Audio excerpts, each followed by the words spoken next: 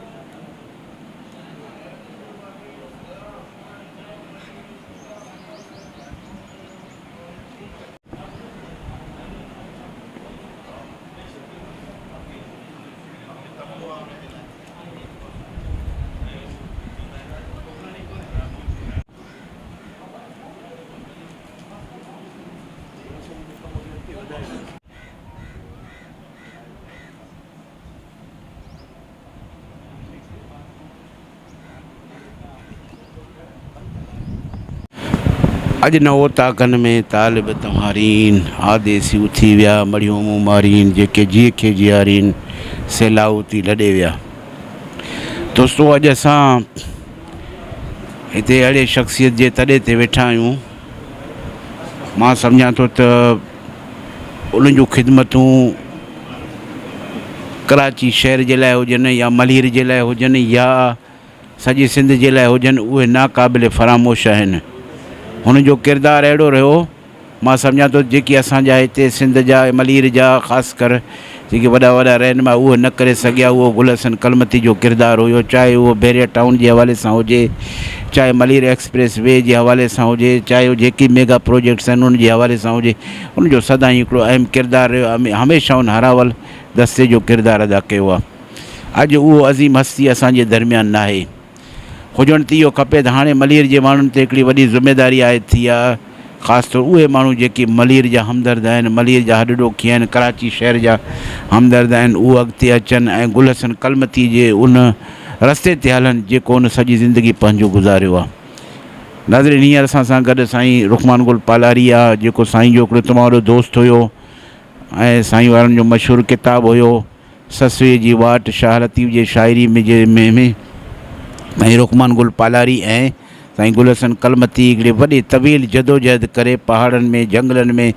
जबलनि जा सफ़र करे उहो किताबु लिखियो हुयो। सो साईं रुखमान गुल पालारी आहे जेको असांखे बहितर नमूने सां साईं जी ज़िंदगी जे बारे में कुझु हाल वाल ॿुधाए सघे थो। साईं रुखमान गुल साहिबु सभ खां पहिरीं तव्हांजो साथी हुयो, दोस्त हुयो, यकीनन तव्हांखे इन जो घणो सदमो बि हूंदो। तव्हां कीअं उनखे ॾिठो आहे, छा उनजे बारे में तव्हां चवंदा? गुल हसन जे बारे में छा ॻाल्हाइजे, तमामु वॾो माण्हू हो, किरदार जे हवाले सां वॾो माण्हू हो, इल्म जे हवाले सां वॾो माण्हू हो। ऐं मुंहिंजे ख़्याल में हुनजो जेको कमु आहे अमली क़िस्म जो हिकिड़ो माण्हू हो। असांजी ख़ासि करे असांजो जेको आलम माण्हू आहे उहो फ़क़ति जीअं लॿाड़ू हणंदो आहे, हीउ उहो माण्हू हो जेको पाण उते वञी हर का शइ ॾिसी पोइ परखे परूड़े उनखां पोइ ई माण्हू उन कम खे जेको सो अॻिते वधाईंदो, चाहे पोइ उहा ससी जी वाट हुजे या कराची जे कंहिं माग मकान जे हवाले सां हुजे। त जेको माण्हू किरदार जे हवाले सां वॾो माण्हू आहे जंहिंमें माण्हू जूं ख़ूबियूं बची वञनि थियूं, ख़ामियूं बची वञनि थियूं, सिधी ॻाल्हि चवण वारो, सिधी ॻाल्हि करण वारो, वक़्त जो पाबंद, कंहिं बि ॻाल्हि ते अटल थी बीहण वारो। मूंखे इन्हनि सभिनी शयुनि खां पहिरीं हिकिड़ी ॻाल्हि तव्हांखे चवणु घुरिबी हुई, असां हिन माण्हू खे ख़ैर पंहिंजे तरह जा माण्हू हिन माण्हू खे नथा सुञाणूं। असां जेको वॾेरो या को सरदार मरी वञे सॼो शहर बंदि हूंदो आहे। तव्हां विच खां फिरी आया हूंदा, असां सुबुह सवेल की दुकान जो शटर बि हिते न हो। असांजे मलीर जे माण्हू हिन माण्हू खे इहो ट्रिब्यूट ॾिनो आहे। सॼी सिंध मां तव्हां सॼो फेसबुक ॾिसो, तव्हां टीवी ॾिसो, मुंहिंजे ख़्याल में सॼी भरी पई आहे। उन खां पोइ ॿी का ॻाल्हि ई कोन्हे। असां हेॾो इंटरनेशनल माण्हू जेके असांजे माण्हुनि शायदि मलीर जे माण्हुनि खे सुञातो हुजे। अच्छा, उन खां पोइ हुनजो इल्मी अदबी हवाले सां त किरदारु हो ई पंहिंजी जाइ ते, पर जेकॾहिं तव्हां हिन जो ख़ासि करे असां वटि जेका इहा वालार जेका थी बैरिया टाउन जे हवाले सां, उन में हिन माण्हू जो जेको किरदारु तव्हां ॾिसो त मुंहिंजे ख़्याल में इहो कंहिंखां बि लिकल ऐं ॻुझो कोन्हे। हीअ माण्हू हुकूमत में हूंदे नौकिरी, सरकारी नौकिरी, हुकूमत मुराद सरकारी नौकिरी, सरकारी नौकिरी में हूंदे करे हिन माण्हू टके जी परवाह न कई। उन जे पादाश में हिन जी प्रमोशन मारी वई। इन जे पादाश में वतस दहशत गर्दीअ जो कोर्ट में केस दाख़िल कयो वियो, जंहिंजूं हुन 5-7 बाक़ाइदे इहे शुनवायूं लोरियूं। ऐं उनखां पोइ बि हीअ आख़िर ताईं माण्हू बसि करे न वेठो। शुरूअ खां वठी आख़िर ताईं जंहिं मौक़ ते बीठो हो उन ते बीठो रहियो। इहो बि हिकिड़ो पहलू, अमली संदसि पहलू, बाक़ाइदे जदोजहद वारो पहलू। मुंहिंजे ख़्याल में जंहिंखे तव्हां खणी जहाद खणी चओ, जंहिं वक़्त में असांजे हिते तरह जा जेके तव्हां सरदार मलीर ॾिसो, शेर मलीर ॾिसो, मेंदार मलीर, जेके बि असांजा किरदार हुआ सभु जा सभु ख़ामोश ऐं चुप हुआ हिकिड़े पासे। हीअ वाहिद माण्हू, हीअ न को वॾेरो हो, न को सरदार हो, लिखियलु पढ़ियलु माण्हू हो, इल्मी अदबी माण्हू हो, जाकोरी माण्हू हो। हिनखे पंहिंजे इन्हनि सभिनी शयुनि सां प्यार हो, इन्हनि सभिनी शयुनि सां मोहबत हुई, इन सभिनी शयुनि सां उत्साह हो, बिना कंहिं लोभ जे, बिना कंहिं लालच जे। न त चङा माण्हू बि हिते ख़रीदजी चुका, चङा माण्हू बि हिते ख़रीदजी विया, पर ही माण्हू जेको सो न विकियो, न ख़रीदियो, न ई माण्हू पंहिंजे उन ॻाल्हि तां तिर जेतिरो बि हेठि लथो। त इन खां वधीक माण्हू ॿियो कहिड़ो माण्हू जो किरदारु हूंदो? के अहिड़ा माण्हू आहिनि, ही माण्हू सदियुनि ताईं अहिड़ा माण्हू जीअरा रहंदा। गुल हसन ॿियो कुझु बि न करे, असांजो जेको किताबु ख़ाली कराची सिंध जी मारवी आहे, इहो ई हिन जे लाइ खोड़ हो। पर इन खां पोइ बि असांजो गुल हसन जेतिरो कमु करे वियो, इन खां वधीक कमु त हिन जो अञा रहियो पियो आहे। संदसि 7 किताब अञा छपाई जे मरहलनि में आहिनि। जीअं असां ससीअ वारो किताबु लिखियो, ईअं ॿियो असां निंदण को कोस्तान किताब ते लिखियो, जंहिंमें मालमाड़ी, हीअ पखो, हीअ तव्हांजी रेक, भाल, तोंग, मोल जा कुझु इलाइक़ा, राहेजी, इहे सभु असां ॾिठा। इन्हनि में असां कुझु जिते बैरिया टाउन फेज़ 2 पियो ठहे, इहे बि शयूं मिसजी में विसारजी वेंदियूं। जिते जेका बुरफतन ऐं जोखिन जी जेका जंग लॻी हुई, पिड़ वारो मैदान जंहिंमें चाकर ख़ान जोखियो, जेको जेको मौजूदा असांजा ॼाम आहिनि, इन्हनि जो वॾो हुयो। या परियां पंहिंजो हारून बुरफत जी रोही आहे, जेको मलकनि जो वॾो हुयो। इहे सभु शयूं तारीख़ी असां गॾु करे हिकिड़ो ॿियो अहिड़ो ई किताबु असां ॾियण ते चाहियो, लेकिन उन ज़िंदगीअ वफ़ा न कई। ऐं मुंहिंजे ख़्याल में जीअं न माण्हू को फ़ालिज ज़दा थी वञे, जीअं माण्हू जेको अधु हिसो हलियो वञे हिकिड़े पासे थी, त असां त घटि में घटि इहो कमु न करे सघंदुसि। शायदि ॿियो केरु चई गुल हसन जे कमु पाया तकमील ते पहुचाए, त हिन जो तमामु वॾो कमु हो। इल्मी अदबी हवाले सां एतिरो वॾो कमु आहे जो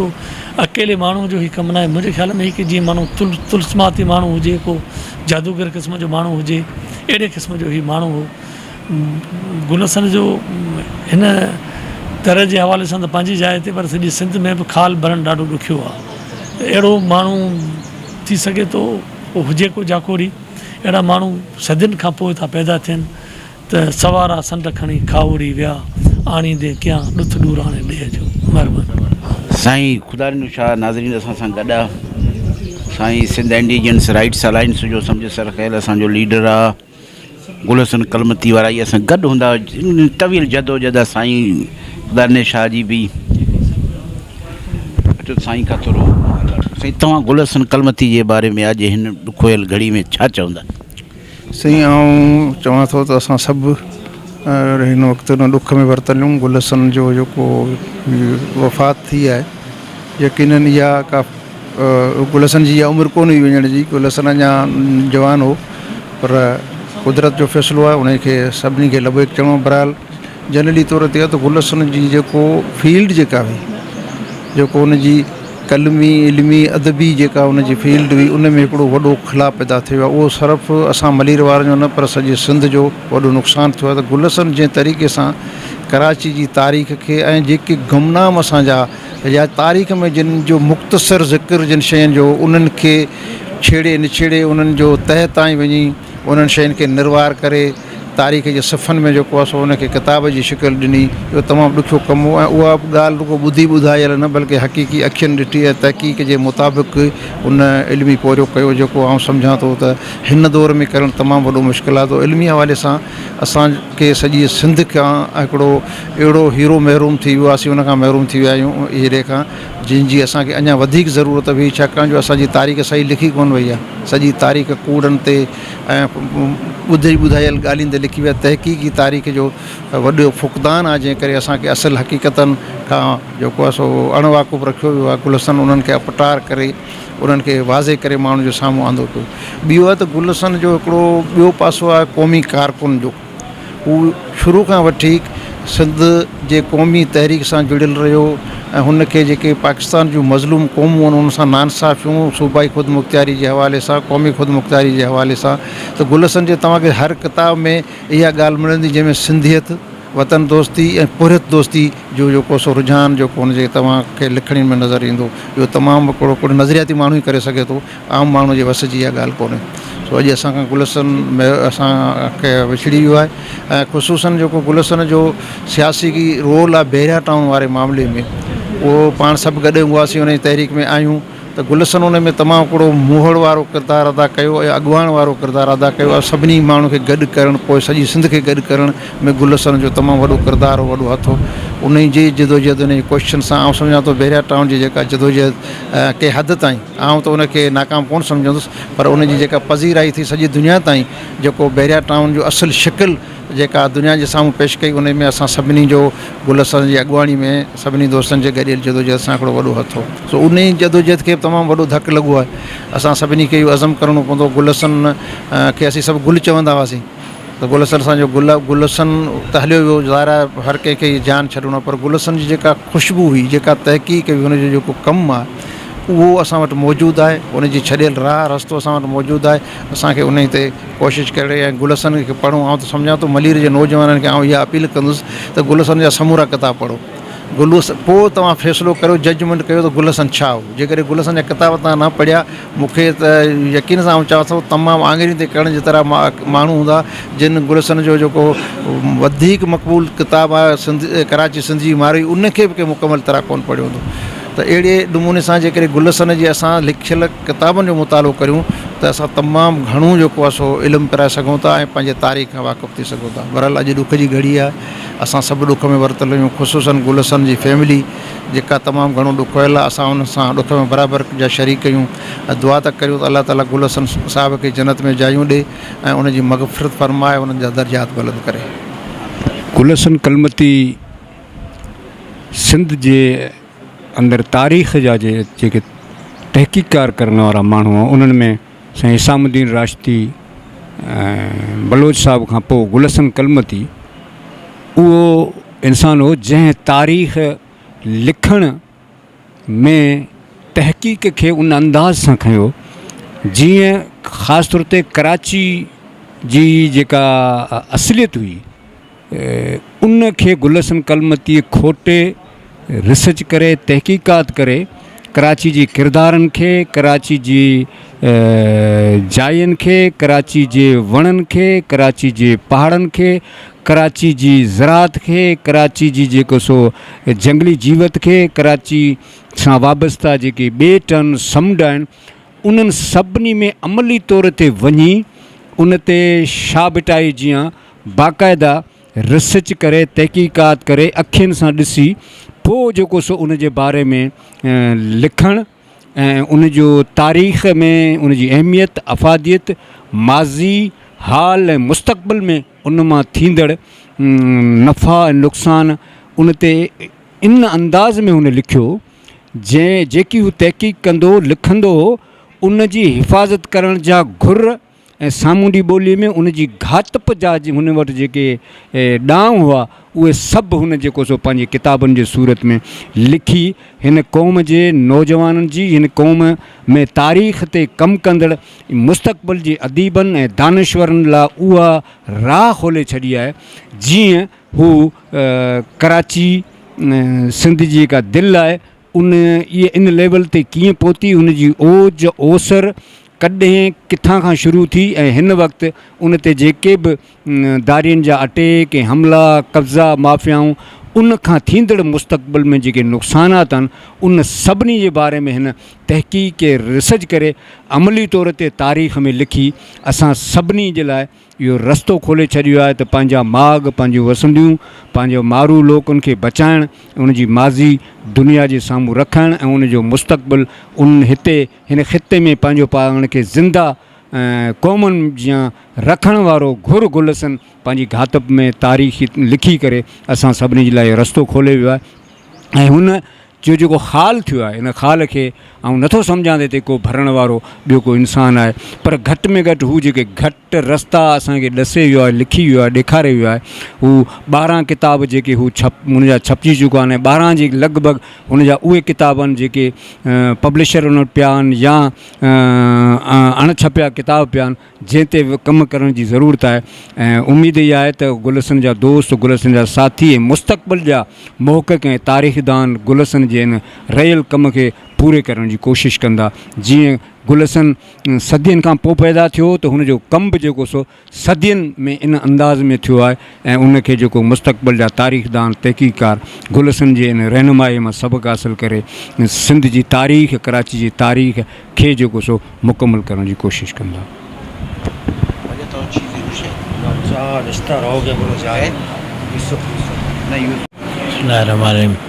मर्ची में वाजा गुलसन कलमती ये वफ़ात भी था और ये पूरा सिंध वास्ते ये सिंध न उषा माँ उषा पूरा पाकिस्तान वास्ते एक मजनी नुकसान है और ये खाली जगह जो भी था इसे पुर करना बाज़ मुश्किल है गुलसन कलमती मैं पते बचपन संगत भी था और बाज़ जगह और शतगा टूर आनी तो था और बाज़ क्लोज संगत भी था जब शहीद मनी बाबा टाउन नाज़िम भी था माटे मां गुलसन बलोच जब बाबा टाउन नाज़िम भी था माटे मां गुलसन टाउन ऑफिसर भी था और शानी जोड़ी बेहतरीन जोड़ी भी था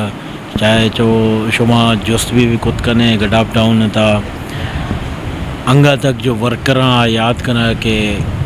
गुलाम मुर्तज़ा बलोच और गुलसन कलमती एक अजीम जोड़ी भी था और इसी पे में माँ तो चाचा गुल्ली गुश्ता ये गुलसन कलमती तो मर्ची में नाम गिरा ये मनी वास्ते चाचा गुल्ली भी था और चाचा गुल्ले पे में मजने राइटर एक हिस्टोरियन माउशा में ही पूरा मल्ली रहे तो का मिसाल न मिली शुमार और मजने खिलाए अल्लाह पाक का ये आखिरी जाना वशबे का अल्लाह जन्नतुल फिरदौस ये जा गुलसन कलमती एक बहुत ही अहम शख्सियत जो हमारे दरमियान आज नहीं रहे। अफसोस की बात यह है कि अल्लाह तबारक व तआला उन्हें जन्नतुल फिरदौस में आला मकाम अता करे। मैं एज़ अ कराची डिवीज़न का जनरल सेक्रेटरी ब्यूरो इत्तेहाद अपनी तरफ से और अपने काबीना की तरफ से उनके लिए दुआगो हूँ और इनकी फ़ैमिली के साथ मैं बराबर के दुख में शरीक हूँ। अल्लाह तबारक व तआला से दुआ है कि अल्लाह तबारक व तआला मरहूम को जन्नतुल फिरदौस में आला मकाम अता फरमाए। आमीन। बिस्मिल्लाहिर्रहमानिर्रहीम। सर गुलसन कलमती बारे अच्छी मतलब मरदम गप पिका कम में कि सदियाँ इंता एक बड़े बड़े मरदम पैदा भी और स्पेशली पसंद धरती है पा सर गुलसन साहब कलमती है मतलब हर ची मेहनत आई लगन तारीख़ हवाले बुगुशे रिसर्च हवाले बुगुशे मतलब कौने मतलब दमगानी हवाले अच्छाई मतलब आई बाज़ मतलब मेहनत करता तारीख़ वाले हालांकि एक बलोचे मतलब सिंध धरतिया वाले होती मतलब कौमा ज़्यादा पर सिंध धरतिया आई मतलब मेहनत करता और जहद करता हर पेड़ मैदाना हर मतलब ज़्यादती मतलब हवाले आज की मतलब तो बहरिया टोना बगैर यहाँ की मतलब मल्ली रहे दमगा हर तरफ की एक जुल्म ज़्यादती एक दिस तक दुखदम अच्छाई गुलशन कलमती साहब मतलब दुखदम दे महबूता हर पेड़ मैदान था और मर्ची ए खलल मतलब पूरा बैग बाज मुश्किलें कि गुलशन कलमती साहब है रवा एक मतलब एक मज़ा नहीं मतलब एक सिंध धरतिया बलोच राजा मतलब गुलशन एक तारीख दाने मर्ची मुश्किल अल्फाज ने कि मन गुलशन साहब है ची वारा बयान पिकनी आई ची वो मन तारीफ़ा पिकनी बस मैं दुआएं गो रब्बा कि अल्लाह अल्लाह पाक आई अरवाए आसूदक पिका संगतां गो उम्मीद दस बंतनी कि आई मैं मिशनारा मैं चोरा देमा बराम पिकना शुमे बाज मिन्नतवार